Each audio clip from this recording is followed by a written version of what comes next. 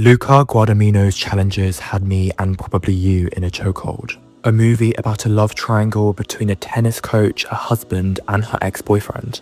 They fight over a woman, they play a match, someone wins, and that's pretty much it. But then you walk out the theatre thinking, what was that actually about? Because Guadagnino, the Italian filmmaker behind Bones and All and Call Me By Your Name, whose entire career has been in obsession with desire bodies and the destruction that longing leaves behind, is one of those films that hides its real argument behind a surface that almost looks too simple. On the outside, desire, sweat, and a dirty love triangle, and a really good soundtrack, but underneath that, a movie about a very anticipating thing about Think and Face, not a rival or a heartbreak, ironically not even failure, but being truly completely seen. And honestly, I don't think most people who watch this movie realise that that's actually what they sat through. In case you haven't seen it, Challenges follows 3 people across 13 years. Tashi Duncan, a prodigy tennis player whose career gets ended by an injury. Art, her husband, a Grand Slam champion who's been losing his edge. And Patrick, Art's childhood best friend and former doubles partner, now scraping jobs to just get by. The story is told out of order. We're constantly jumping between the past and the present, and at the centre of it all is a low-stakes challenger tournament that Art and Patrick both end up entering. They haven't spoken in years, they have to play each other in the final, and Tashi, who now coaches Art, is waiting from the stands. That's the setup, and most of the discourse around this film locked onto the love triangle angle. Who does Tashi really love? Is she using Art?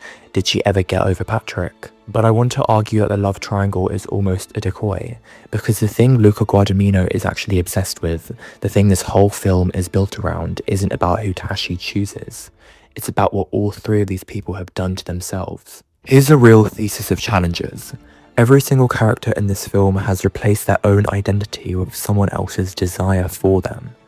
Tashi doesn't know who she is without being the most talented person in the room. Art doesn't know who he is without Tashi telling him he's great.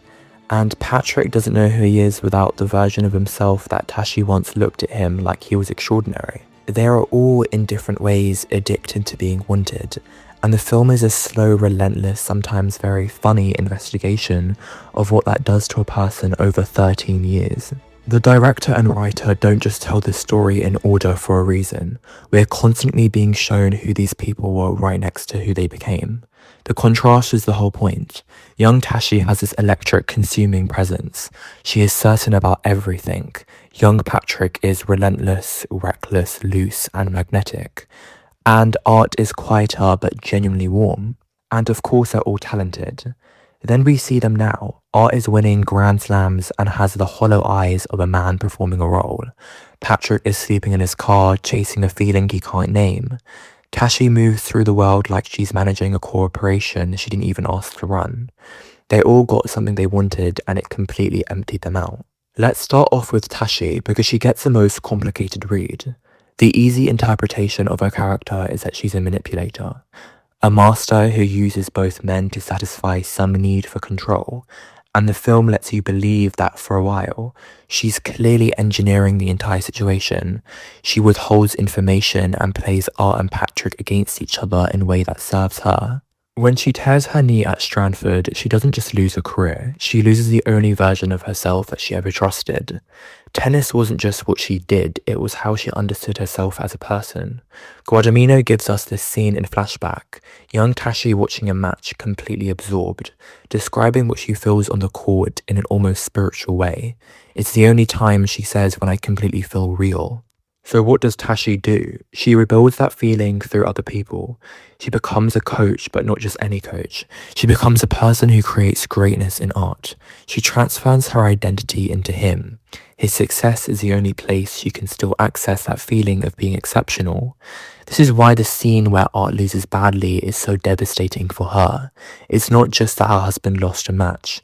She lost herself again for the 2nd time. Her controlling behaviour isn't villainy, it's grief, and she's a person too trying to live inside someone else's body, because she can't bear to live in her own anymore. The whole film is empathetic about this, even when Tashi is being ruthless, because the uncomfortable truth is telling us Haven't we all done a version of this before? Poured so much of ourselves into one thing, a relationship, a career, an identity, that we genuinely don't know what's left without it being threatened. Now here's where the film gets structurally brilliant. Art and Patrick are not really rivals, they're mirrors. The film goes out of its way to establish that before Tashi, Art and Patrick were even a unit together. Best friends since childhood, they played doubles together, they move through the world as a pair. When Tashi enters their lives, she doesn't just distract both of them, she splits them apart. What she splits them into is fascinating, because Art becomes a version of them that commits and succeeds, that plays by the rules, but Patrick becomes a version that stays loose, free, and never quite commits to anything, including himself. They are essentially two halves at the same person that the introduction of Tashi cleaved apart. This is why the doubles match flashback hits so hard, because before Tashi they are effortlessly together. There's the intimacy in the way that they read each other on the court that is beautiful, and when they stop playing together and both of them become one, in their own ways, it gets worse. The film itself is arguing that Art needed Patrick to push him and challenge him, and to be a real opponent. But Patrick needed Art's seriousness and structure. Without each other, they were both incapable of being anything great.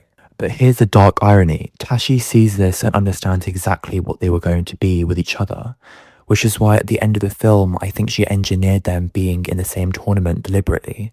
Not because she couldn't make up her mind, but because she needed to see who they were and what they were without her in the middle. Let's talk about the tennis, because this is where the film's real metaphor lives. Tennis is almost uniquely suited to carry the themes of this movie, and Guadagnino knows it. It's a sport that is entirely about reading another person. The ball goes back and forth, and you respond.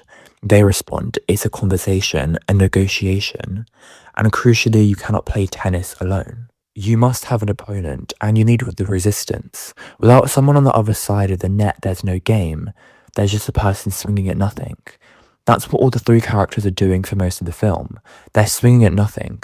Art is playing tennis, but he's playing for Tashi, which means he's not really playing at all, he's performing. Patrick is playing against the ghost of who he used to be, which means he's not entirely in the present match. He's in a match that's already ended. And Tashi has stopped playing entirely. She coaches, which means she lives inside Art's game instead of her own. Guadagnino makes his physical. Watch how the camera moves during the tennis sequences. It's very low and it's close and it's very invasive. The ball becomes this hypnotic object that all the characters chase. The ball's POV traveling between the two players is one of the most quietly radical things in the film, because it makes the ball the subject, not the player, the thing being passed between them. They're all chasing something that only exists in the space between people. You can't hold it, you can only keep it moving. Which brings us to the final match, and I think this is where the film makes it the biggest statement. Art and Patrick are playing and Tashi is watching. The match has gone on for so long that it has stopped being about rankings and about money. It's about who Tashi gets, and who gets Tashi. It has become something else entirely. When Art runs to the net and dives for a shot and misses, he falls, the point is over and Patrick has won. And Art, lying on the court, starts laughing.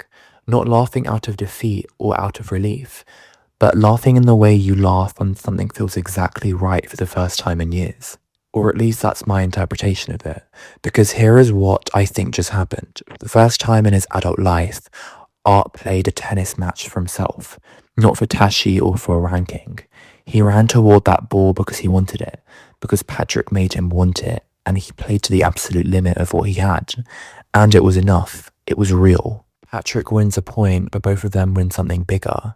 The shot of Tashi standing in the stands, hand over her mouth, almost in tears, isn't a reflection of a woman who just saw her marriage fall apart. It's the reaction of someone who just saw for a moment the thing she lost, the thing that all used to feel real. She's moved not by the outcome, she's moved by watching two people play. The film ends without resolving the love triangle, deliberately, because the real love triangle was achingly free of the versions of themselves they had been trapped inside. Whether that lasts, the film doesn't say, but it happened. And for Guadagnino, that's everything. Challenges is a movie about what desire costs you when you let it replace identity. The ball only exists in the space between people. That's the whole movie. What is Challenges really about? It's about how terrifying it is to be seen, and how much more terrifying it is to realize you've been performing for so long that you've forgotten that there's something to see in the first place. If you like this breakdown, check out the rest of the series. I've covered the menu, the zone of interest, and more. Drop in the comments which film you want next.